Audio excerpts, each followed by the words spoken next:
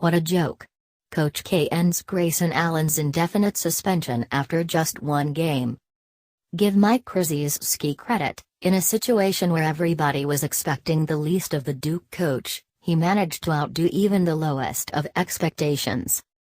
The indefinite suspension of Grayson Allen, the Blue Devils star who intentionally kicked Elon Steven Santa Ana in a game 4 days before Christmas, turned out to be a token one. The junior was inexplicably back in the starting lineup on Wednesday night against Georgia Tech, which happens to be Coach K's final game before undergoing back surgery that should keep him off the sideline for a month. Assistant Jeff Capel will replace the legendary Duke coach. In all, Allen was held out of just one game, a game the Blue Devils happened to lose to a Virginia Tech team pegged to finish somewhere in the middle of the ACC. All of this timing is purely coincidental, I'm sure. A Duke sycophant and/or Coach K acolyte will say the suspension lasted just under 2 weeks. True. And in January or February, that time frame might have been reasonable, as teams play 2 games per week. But with the Blue Devils taking off 9 days over Christmas and only playing 1 game in the 13 days after the suspension, 2 weeks was tantamount to banning an MLB starting pitcher for 9 games. It's barely sanctioned at all.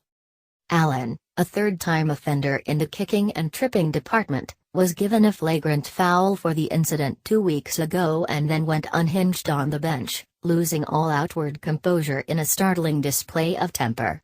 Dealing with 2 separate issues, his player's sturdiness and that player's inability to control his emotions, Coach K sent a very strong message by sitting Allen for the remaining 4 minutes of the first half and keeping him on the bench for the start of the second half, waiting a full 3 minutes before allowing him to resume play.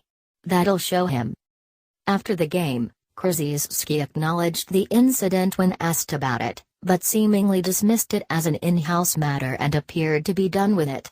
It wasn't until the next day, when the outcry over Allen's play became unavoidable, that Coach K assessed an intentionally vague indefinite suspension.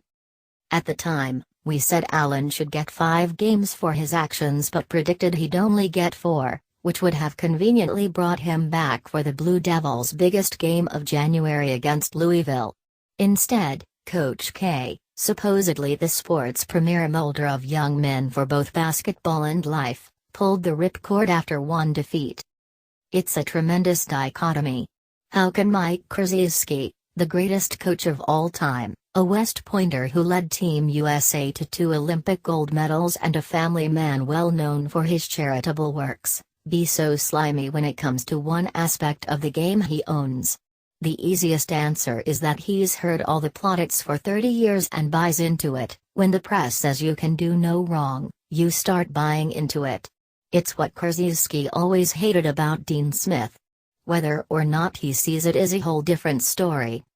How can K think this message will get Allen's attention and set an example for his teammates and future recruits? Caving after 1 game, and doing it without publicly discussing it, suggests Allen's suspension was going to be for however long Duke could survive his absence. Some leader. The only party that comes off worse than Allen and Krzyzewski is the ACC, which impotently allowed Duke to levy its own discipline that ended up being no more than a slap on the wrist. Self-discipline doesn't work when parties act solely with their own self-interest in mind.